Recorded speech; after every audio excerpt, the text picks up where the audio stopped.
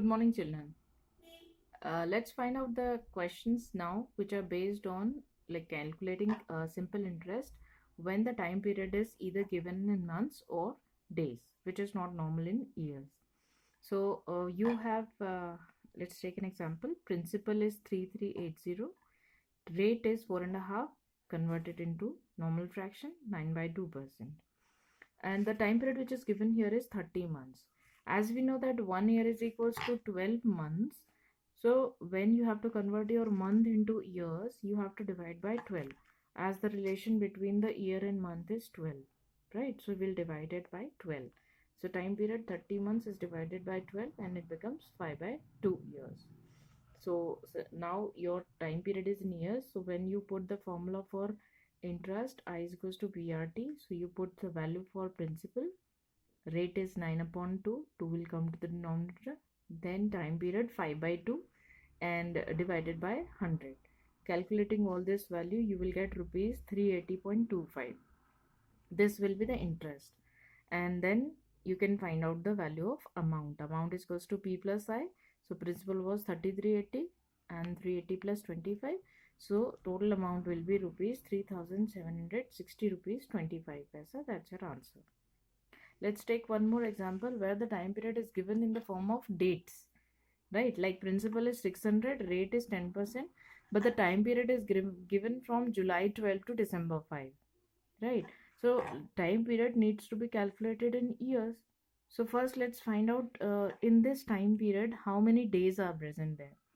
So by converting the number of days into years, you can change your time into years. So first let's calculate that how many years. As we see, the time period is going from July to December, so there are few months over here. The first thing will be, we'll count down all the number of days as per the months given. So it started from July. So July, August, September, October, November and December. First write down all of them in a column way so that you don't skip out any month. Right. Now let's calculate. So it started from 12th of July. So from July, the money which is kept here is from 12th date, right? So total number of days present in July is 31. So to find out the number of the days, you will simply do 31 minus 12, right? And that is equals to 19 days. So for July, it will be 19 days. Now August is complete in the month. So 31 total number of days will come in it. September is also complete, 30, October 31, November 30. Now it's December, that till 5 December they said. So we are going to take only 5 days for the month of December. Clear? So here by adding all number of days, you get 146 days and that will be the total number of days present. So now to change into number of days, 1 is equal to 365 days. Time period is 146 days. So we'll divide it by 365. Now there is one more important point to be noted here is, generally when the number of days are calculated and it has to be divided by 365, 365 is factor of only two number, either it is 5 or 73. So it has to be multiple of either 5 or 73. So when you will count the number of the days, generally it is either table of 73.